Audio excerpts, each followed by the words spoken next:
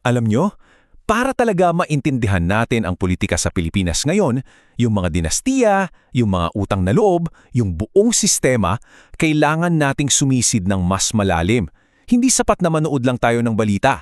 Kailangan nating balikan ng kasaysayan dahil doon talaga nakatago yung mga sagot kung bakit ganito ang takbo ng laro dito sa atin. Okay, simulan natin sa isang palaisipan. Isang bagay na sigurado akong napapansin at napag-uusapan nating lahat. Bakit nga ba sa politika natin parang mas matimbang ang katapatan sa isang tao, sa isang pamilya o sa isang leader kaysa sa katapatan sa mismong institusyon, sa batas o sa konsepto ng bansa? Yang tanong na yan ang susubukan nating sagutin sa pamamagitan ng pagbabalik tanaw sa ating kasaysayan. At para mahanap natin yung sagot, kailangan nating mag-time travel. Balik tayo sa pinakasimula, bago pa man dumating ang mga Kastila. Dito kasi sa sinaunang balangkas ng lipunan natin, nagsimula ang lahat. So, unahin natin yung pundasyon, ang barangay. At hindi ito yung barangay na may barangay hall at tanod ha. Ang tinutukoy natin ay yung orihinal na konsepto. Isipin nyo to bilang isang maliit na komunidad ng mga magkakamag-anak at kanilang mga kaalyado. Sila-sila lang, namumuhay ng nagsasarili. At sino ang leader? Siyempre, ang datu. Pero yung kapangyarihan ng datu, hindi yan galing sa isang konstitusyon o sa isang batas. Galing yan sa kanyang pamilya, sa kanyang galing sa laban, at sa tiwala ng mga tao na kaya niyang protektahan ang komunidad. So yung kapangyarihan niya, personal. At yung hustisya, hindi yan nakasulat sa libro. Dinadaan yan sa usapan, sa negosasyon, at sa relasyon. At ito na yung pinaka-importante sa lahat. Sa ganitong sistema, ang loyalty mo ay sa tao, hindi sa isang institusyon. Ang buhay mo at kaligtasan ay nakadepende sa relasyon mo sa datu. Dito pa lang, nahubog na yung isang political instinct na, aminin man natin o hindi, ramdam pa rin natin hanggang ngayon. Sige, fast forward tayo. Dumating ang mga mananakop. At anong ginawa nila sa sistemang ito? Hindi nila ito sinira. Mas matalino sila dyan. Ginamit nila ito para sa sarili nilang interest. Tingnan nyo tong mabilis na pagbabago. Dati, malayang mga barangay na may mga datu. Tapos, pumasok ang mga Espanyol. Ginamit nila yung mga local leaders sa ilalim ng enkomienda. Sumunod naman yung mga Amerikano. Nagdala ng eleksyon, pero kahit may eleksyon na, sino pa rin ang may hawak ng kapangyarihan? Yung mga pamilyang elite pa rin. Uulitin ko ha, kasi ito yung crucial. Hindi winasak ng mga Espanyol ang barangay. Inabsorb nila. Parang sponge, sinipsip nila yung structure at ginamit yung nakasanayan ng sistema ng loyalty para mas madali silang makapamuno. So paano nila ginawa yon? Well, ganito yung naging hierarchy. Sa tuktok, yung hari ng Espanya. Sa ilalim niya, yung enkomendero, yung Kastilang taga-kolekta. At sino ang ginamit nilang middleman?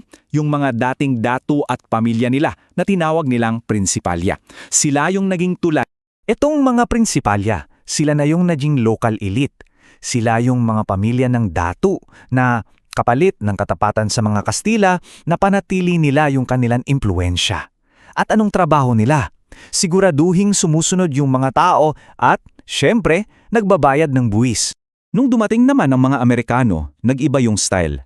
Imbis na appointe, may eleksyon na.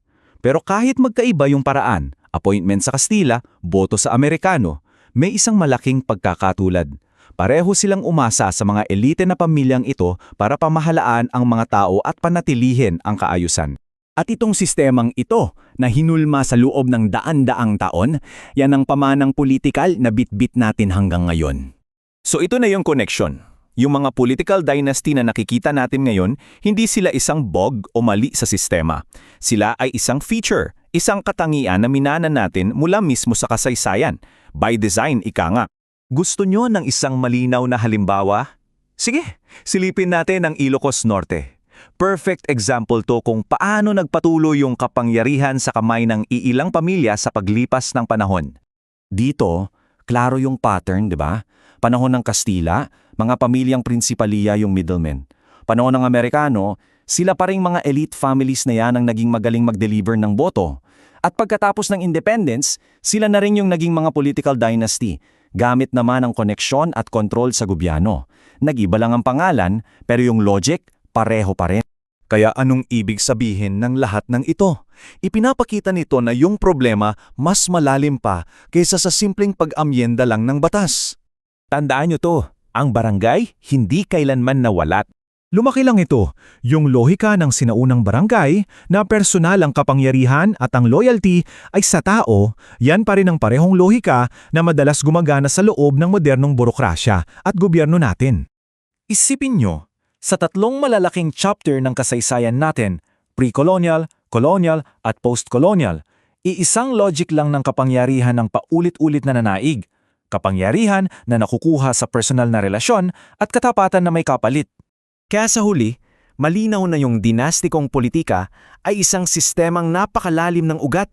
Hindi lang to resulta ng mga butas sa batas. Ito ay isang sistema na hinulma at pinatibay ng daan-daang taon ng ating kasaysayan. At dito tayo magtatapos sa isang malaking tanong. Kung ang sistema ay ganito kalalim ang pagkakabaon sa ating kasaysayan at sa ating kultura, paano nga ba ito tunay na mababago? Yan ang tanong na kailangan nating lahat pagnilayan.